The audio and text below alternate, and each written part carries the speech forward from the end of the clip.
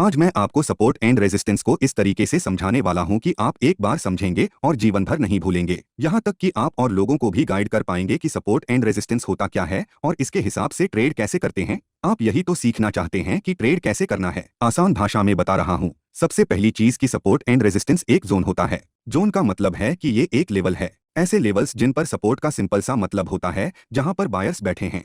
आपको इतना समझना है कि सपोर्ट का मतलब है जहां पर बायर्स बैठे हैं, खरीदने वाले जहां पर बैठे हैं।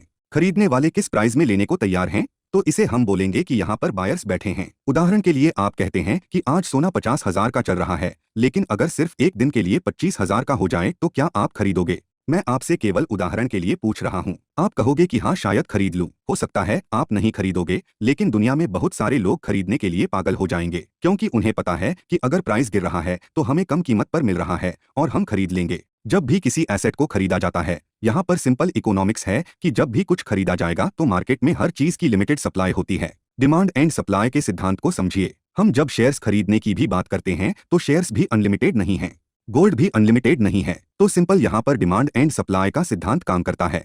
जैसे ही खरीदा जाएगा तो डिमांड जाएगा। डिमांड का मतलब है खरीदना और सप्लाई कम हो गई तो प्राइस शूट अप कर जाएगा। सपोर्ट क्या है? जहां पर बायर्स भी बैठे हैं और जब प्राइस बढ़ता ही चला जाएगा। अब आपने खरीद लिया। मान लीजिए कि 50,000 का भाव था और आपने 25,000 पर गोल्ड खरीद लिया। अब गोल्ड हो गया 70,000 का। कभी तो इंसान प्रॉफिट बुक करना चाहेगा कि प्राइस तो बढ़ गया है, अब हम इसे बेच देते हैं। जैसे ही बेचेंगे तो मार्केट में सप्लाई आ जाएगा। पहले सप्लाई कम हो गई थी और अब सप्लाई आ गई है।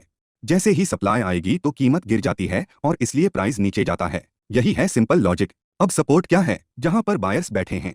रेजिस्टेंस क्या है? जहां पर सेलर्स बैठे हैं। जब भी किसी चीज को बेचा जाएगा तो उसकी प्राइस घट जाएगी। उदाहरण के लिए मान लीजिए कि आज आपके आसपास बहुत सारी प्रॉपर्टीज बिकने वाली हैं। आपका भी एक घर होगा और वो बिकाऊ होगा। अब सब बोलने लग जाएं कि घर बेचना है, घर बेचना है। अगर सबको घर बेचना है और खरीदार नहीं है तो होगा क्या? मान लीजिए आप 1 करोड़ के घर में रहते हैं, तो आप 1 करोड़ के घर में रहते हैं और पड़ोसी का भी घर 1 करोड़ का है। आप कहते हो कि 1 करोड़ में बेचूंगा और पड़ोसी ने कहा कि 80 लाख दे दो और ले जाओ। अब जैसे ही एक खरीदार को पता लग जाएगा कि 80 लाख में पास वाला घर भी मिल रहा है जो कि इक्वल साइज का है, तो वो कहेगा कि 80 लाख का ले लेता हूँ। उसके पास वाला अगर कह देता है कि मैं 70 लाख का बेच रहा हूँ, तो अगर वो 70 लाख का बिक रहा है फिर आपका तो बिकेगा नहीं। आप कहोगे कि मैं भी यार कम में बेचूंगा। जैसे ही आप कहोगे कि मैं भी कम में बेचूंगा तो प्राइस लगातार गिरता चला जाएगा और ऐसा ही होता है। ये ह्यूमन साइकोलॉजी है। शेयर मार्केट में भी ह्यूमन साइकोलॉजी काम करती है। सपोर्ट मतलब बायर और रेजिस्टेंस मतलब सेलर। अगर आपको इतनी सी बात समझ आ गई तो इससे होगा क्या? इसका एक एडवांस वर्जन है जो आपको समझना है, मगर सिर्फ इसी से काम नहीं बनता। अब हमें थोड़ा सा आगे बढ़ना है। जब भी प्राइस अपने रेजिस्टेंस को ब्रेक करता है, यानी कि सेलर्स ने बेचा, उन्होंने प्राइस को गिराने की कोशिश की, मगर बायर्स ने कहा कि ये तो सस्ती है, खरीदो। ऐसे में प्राइस और ऊपर जाता है, क्योंकि जब किसी चीज को खरीदा जाएगा तो प्राइस और ऊपर जाएगा। सेलर्स ने कोशिश तो की थी प्राइस को गिराने की, मगर और बाइंग आ गई तो प्राइस ऊपर जाता है। जब प्राइस अपने रेजिस्टेंस को तोड़ता है तो नेक्स्ट रेजिस्टेंस को हासिल करने की कोशिश करता है, जहां पर नेक्स्ट लेवल पर सेलर्स बैठे हैं। उदाहरण के लिए सोना 50,000, 70,000 या 70,000 से 80,000 चला गया। अब 80,000 पर तो और भी ज्यादा लोग कहते हैं कि अब हम भी बेचेंगे। अब यहाँ से प्राइस नीचे जा सकता है, मगर इसने यदि इसे भी तोड़ा तो प्राइस और ऊपर जा सकता है। ये एक काल्पनिक एग्जाम्पल है। मैं गोल्ड का एग्जाम्पल ले रहा था। अब इस एग्जाम्पल से आपको चीजें साफ होनी चाहिए कि अगर रेजिस्टेंस टूटता है मतलब सेलर्स कमजोर पड़ गए। आप सिर्फ साइकोलॉजी को समझिए। मेरा काम है आपके काम को आसान बनाना और वो अभी हम करने वाले हैं। हमने बेसिकली सपोर्ट और रेजिस्टेंस को समझा। अभी हमारे सामने ये निफ्टी का 5 मिनट का चार्ट खुला हुआ है। हमने इससे पहले ट्रेंड की बात की थी। हमने ट्रेंड लाइन प्लॉट करने की बात की थी। अब हम यहाँ पर हॉरिजॉन्टल लाइन ले लेंगे। मैं लाइन ले रहा हूँ, आप रेक्टेंगल भी ले सकते हैं।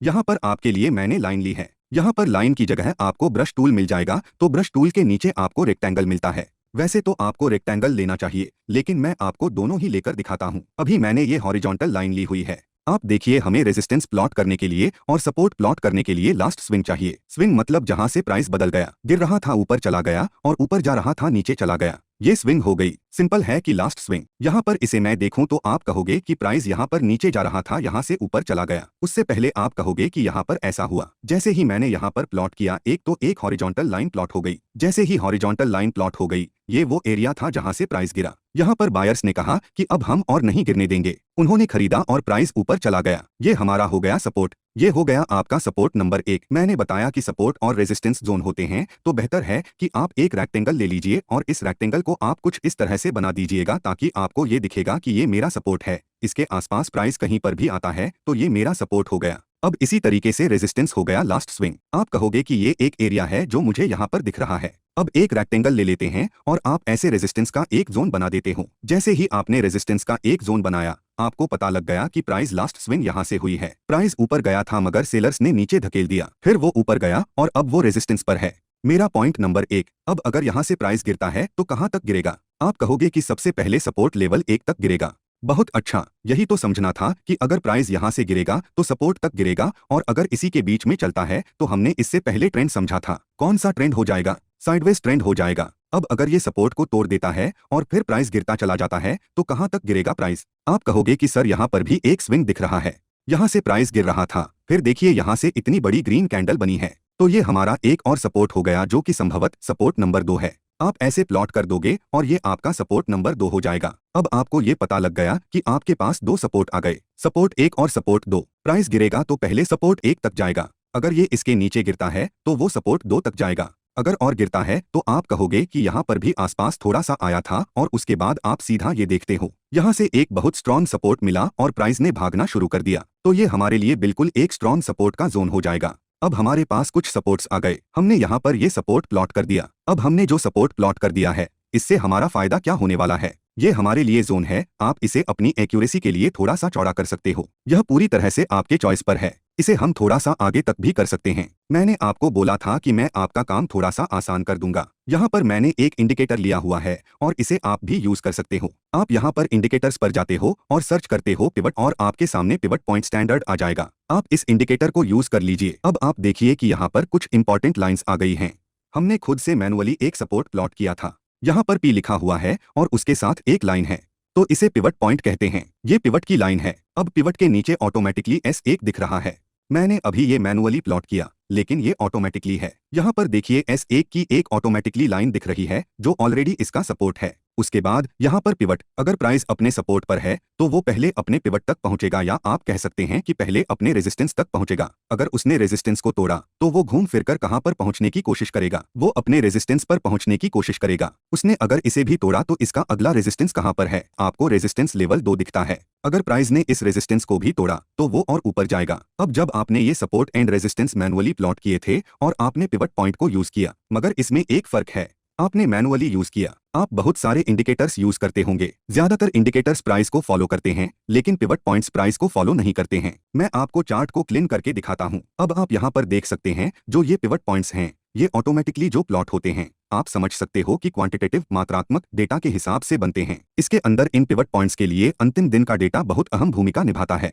तो ये आपके सामने जब आ जाते हैं तो आपको ऑटोमेटिकली सपोर्ट और रेजिस्टेंस पता लग जाते हैं। और ये सिर्फ निफ्टी के लिए नहीं है, आप किसी भी स्टॉक की बात कर लो, आप रिलायंस की बात कर लो, आप पिवट पॉइंट्स लगाना चाहोगे तो आराम से ये लग जाएंगे। आप जान जाते हो कि प्राइस कहां तक जाएगा और आपको आपका स्टॉप लॉस भी पता होता है। स्टॉप लॉस कैसे? मान लीजिए अगर आपने यहां पर कहीं भी एंट्री की, अभी मैं आपको एंट्री करना विस्तार से नहीं बता रहा हूं क्योंकि अगले चैप्टर्स में मैं आपको बताने वाला हूं। मान लेते हैं आपने यहां पर कहीं भी एंट्री की, आपने एंट्री की तो आपको पता है कि अगर प्राइस नहीं गया तो वो S1 तक जाएगा। मान लीजिए आपने कॉल ऑप्शन खरीद लिया था और आपने बाय किया था, आप चाह रहे थे कि प्राइस ऊपर जाए, प्राइस ऊपर जा रहा है, मगर मान लेते हैं कि अगर नहीं जाता है तो आपका स्टॉप लॉस S1 है, ये आपको पता है। अगर आप यहाँ पर कहीं एंट्री कर रहे हो तब भी आपको पता है कि आपका स्टॉप लॉस कहाँ है, तो आप अपना स्टॉप लॉस सपोर्ट और रेजिस्टेंस के आधार पर ले रहे हो और आपको टारगेट पता है। इसके मुताबिक आप रिस्क टू रिवॉर्ड रेशियो निकाल सकते हो कि मैं रिस्क कितने पॉइंट का ले रहा हूं और रिवॉर्ड कितने पॉइंट का है। ये आइडेंटिफाई बेहद महत्वपूर्ण है।